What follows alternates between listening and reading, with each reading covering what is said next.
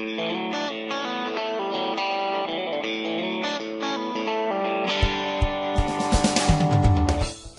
little bit about us. I work with the Pipestone Veterinary Clinic. We're located in southwestern Minnesota, right there in that little cluster of stars. We're a veterinary practice. We have two locations, one there and one in northeastern Iowa. 15 vets, full-service, multi-species veterinary clinic. But one thing that we do that's a little bit unique, maybe compared to other veterinary clinics, is we've developed some expertise in managing sow units for farmer groups. And so all these locations here are individual sow units, essentially. So there may be 3,000 sows here, or 5,000 here, or 1,500 here that are owned by farmer groups. And then we, in turn, take care of those sows by providing the health service, the employment of the employees on the farm, and basically just helping to guide the process of that farmer-owned operation to produce good weaned pigs to those individual shareholders in the operation. It's about 140,000 sows currently under management on 38 different sites, and also we do some grow finish work as well. So sorry to disappoint, when I mentioned that when I started talking here, we are uniquely limited on our abilities regarding what we can do with transportation.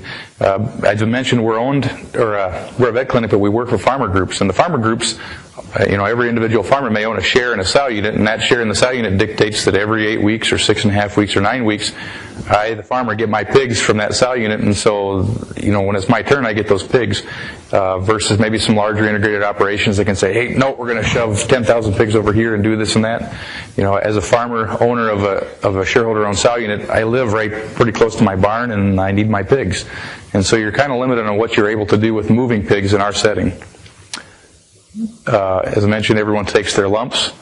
In our system, our shareholders often have multiple ages on the same site, so you might have a nursery and 2 finishers, a nursery and 3 finishers.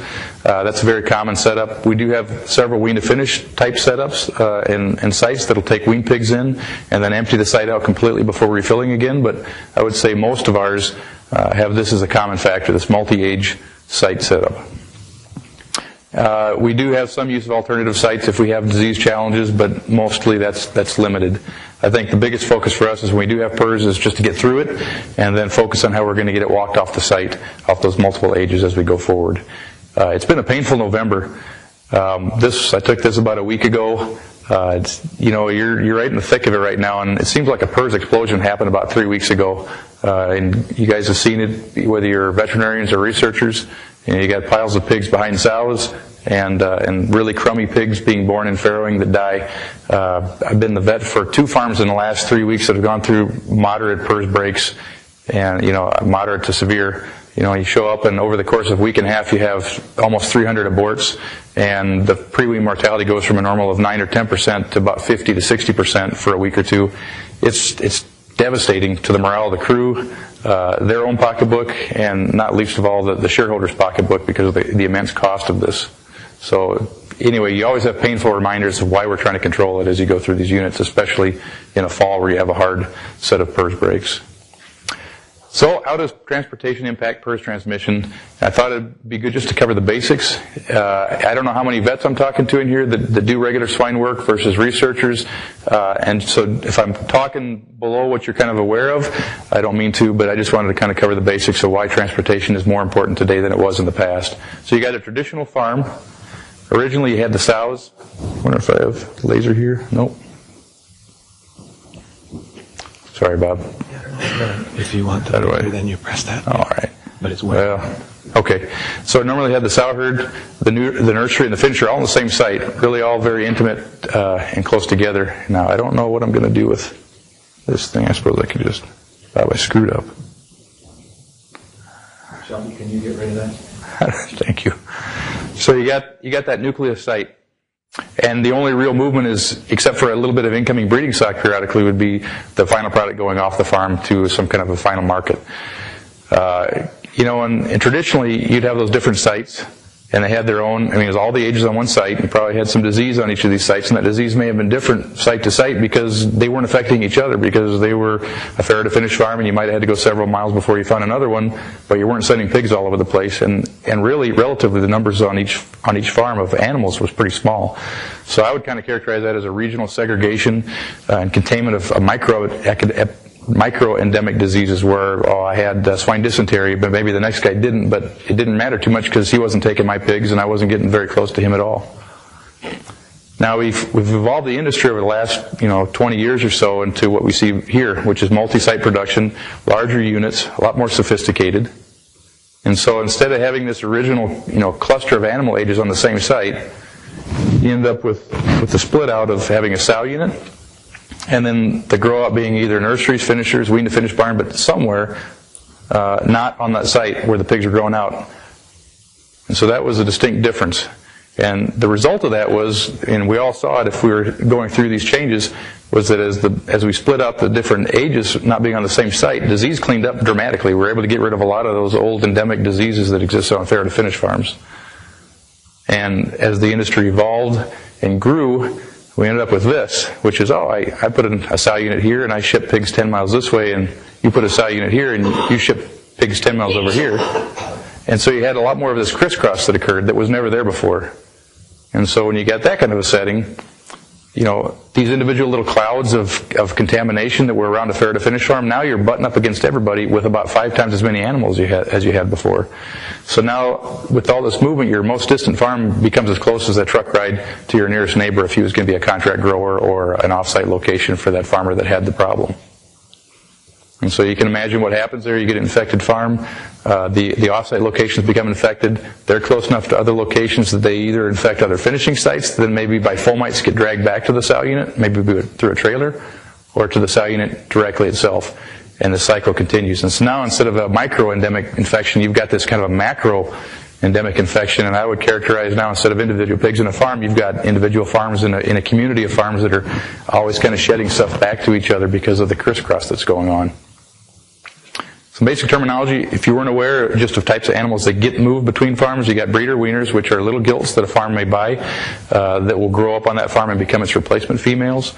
Selects, which generally are older breeding females that get brought in.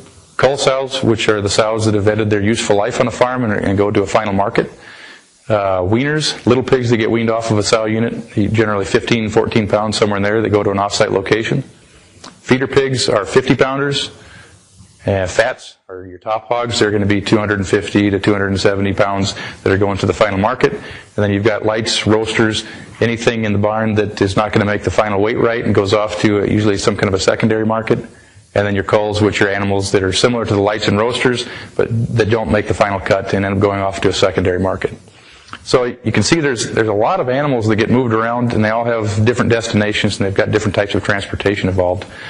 Common wean pig trailer, which is generally the thing you think about regarding the sow unit because they're sending wean pigs off every week, is a trailer that looks like this. You've got generally a 2-deck trailer. There's a deck inside. You load the pigs on there, and the larger trailers will hold 700-800 pigs sometimes on a big load for a long trailer, and you can put pigs up in the nose of this trailer. But they come in different sizes depending on how big of a unit you have and how often you have to wean. We also put wean pigs on a large straight trailer, especially the larger units. You can imagine a 5,000 sow unit is weaning a couple thousand pigs a week, and you're going to be weaning with that smaller trailer every day unless you can get more efficient with the single transportation event by using a larger trailer. That's also very common to haul fat hogs and feeder pigs. And then in North Carolina, we call this a possum belly. Yeah, but it's called a pot belly or a bull rack. This is like, a triple deck trailer. Inside there's ramps going up and down. It's a large capacity hauling trailer for generally market hogs. Cull sows, light hogs, those type of things, because there's not many of them, generally end up getting hauled in some kind of a cattle trailer. The concept of the haulway is important, and I think it was Luke Dufresne, maybe before he left North Carolina or at some point talking to him, mentioned this, and the concept stuck in my head. Your hallway on the farm, if you're moving pigs from one room to another, or any animal from one to the other, you've got that hallway, you can clean it up, you can do whatever. It stays on the farm. A trailer essentially is a mobile hallway. If you're trying to maintain the disease integrity or disease-free status of that farm, think about it. You put your pigs, if you're going to try to maintain clean pigs at the sow unit, to clean pigs in the nursery, back to the sow unit, you're putting animals in there that you're trusting is clean, just as clean as the hallway inside the farm. And then you go traipsing through the countryside, you go through a truck wash, you do all these things. And essentially now this becomes part of your unit again. Whenever you're ready to put pigs on there again, the pigs stand in that hallway for a period of time as they get in transportation. So you got to treat it like you would the inside of your farm as far as how careful you need to be. I think over the years we've really neglected the care that needs to be taken on washing our trailers. So for us, how do we manage our risk? We've moved to dedicated unit-owned trailers, and I've kind of gone through the types of trailers that a unit may put its pigs in to send them to the different locations that the pigs are destined for. But in our system, it started out with we got a sow unit, and the farmer had some barns, and well, who can we hire to haul the pigs? And that guy may have washed his trailer, he may not have. He may have been hauling other people's pigs in his trailer before, you didn't know. And so to manage some risk, all of our sow units now have their own trailer. And that trailer is hauled by somebody generally that may not be a farm employee, that may be contracted, but the trailer at least is owned by the unit and dedicated to that unit. And so we also regulate our sanitation. We've built our own truck wash. We've refined our process. We've got a person that works with us as a health technician, and her job is basically to go through and take samples and swabs on floors and make sure that we aren't having dirty trailers. What do we have to do for making sure our trailers get clean enough? We define the protocols, define the truck wash requirements, and we audit and reject non-compliance. So we don't have just our own truck wash. We work with several truck washers that wash trailers for us. They've got to be clean, and so we're constantly auditing those sites. We also regulate the transportation, so the biosecurity of the people hauling the pigs has to be assessed, and when people aren't right, we end up firing those people, and so whether they're our own employees or they're people that we contract with, it has to be done right. That's a picture of our truck wash. Built a couple years ago. It's got two different bays. That's a typical wean pig trailer sitting right in front of it there on the road. Some sanitation basics, just flip them through them. When you're washing the trailer, you have to make sure that the trailer nose is up a little bit so the trailer would drain.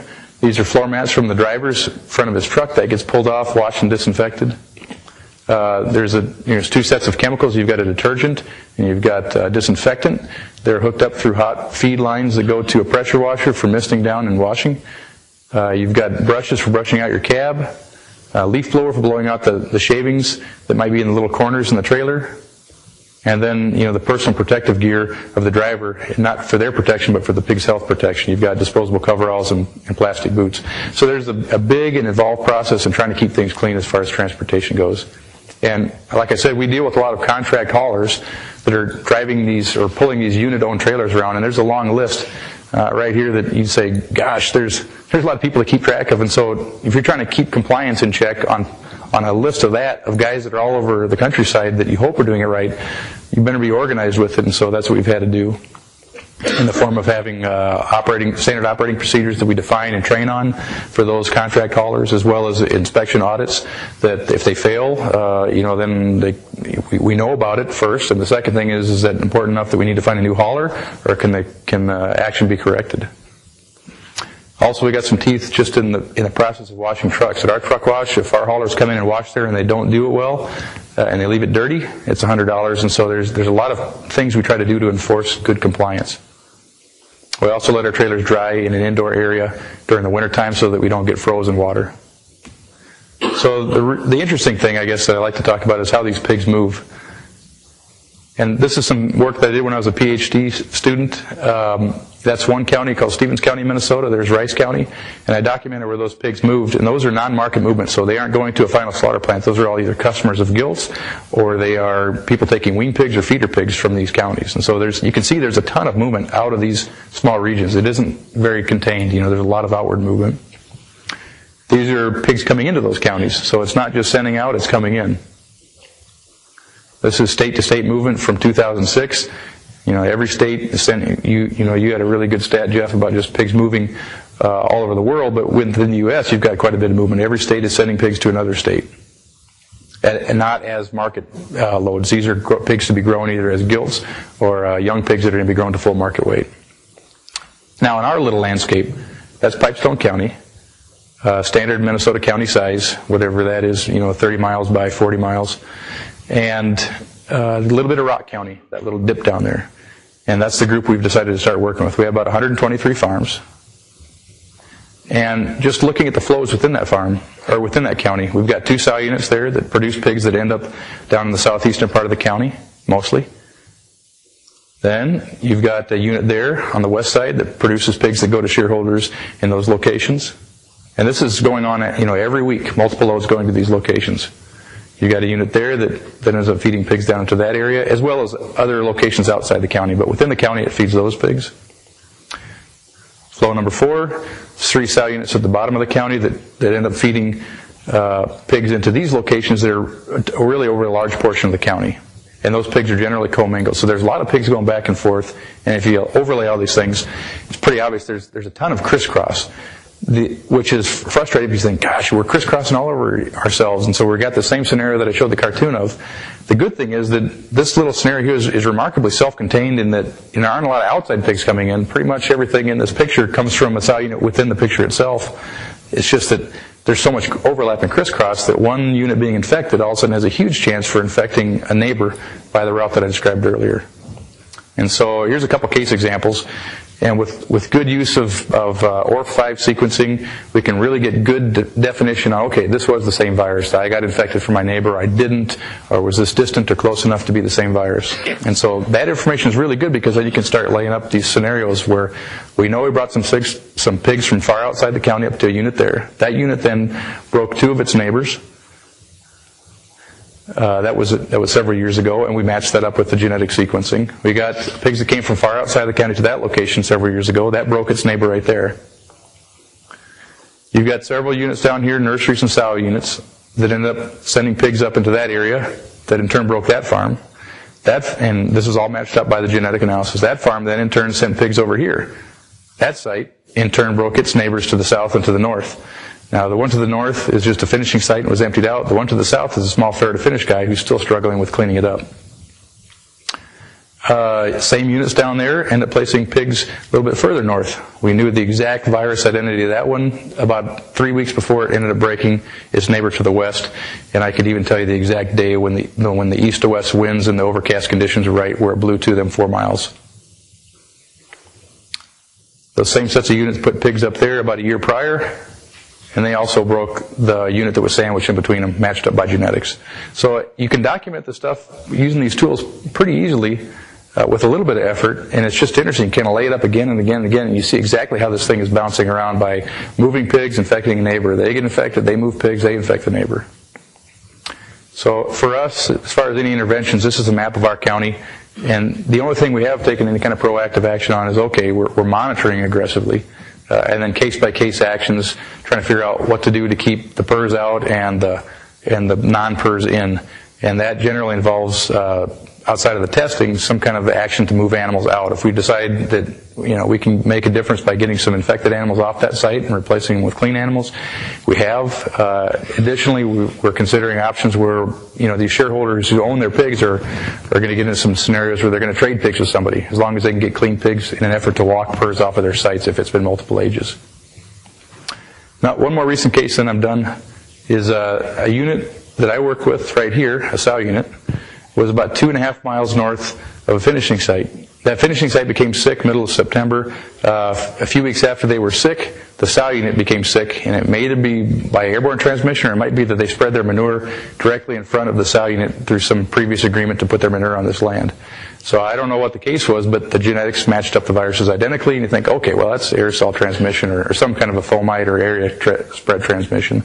That sow unit then sends pigs up quite a bit further north, about 25 miles north. Those 2 units, you can see there's one right there and one there, are neighbors to another sow unit that's not one of our sow units. It's another producer in the area.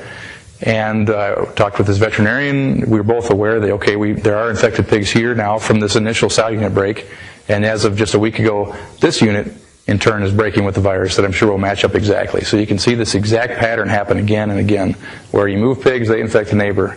That neighbor weans its pigs, they move off, they infect a neighbor.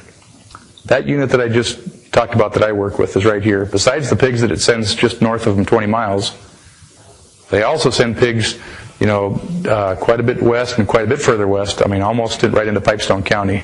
And so we know exactly what we're doing when we wean pigs now. We're sending active PRRS-infected pigs off into some distant land to inject PRRS into that location as well. So to sum it up, the tandem effect of pig movement and area spread continue to frustrate. Thorough effort should be made in the areas where you can't control the outcome of the infection, which in our case is have good transportation, sanitation. If we can do any manipulation with the flow, we try to, but you do end up being limited on what you can do as far as moving pigs, because pigs got to go somewhere.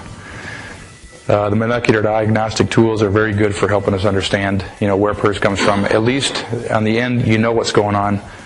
You know where you got it, versus in the past you might have just been mystified.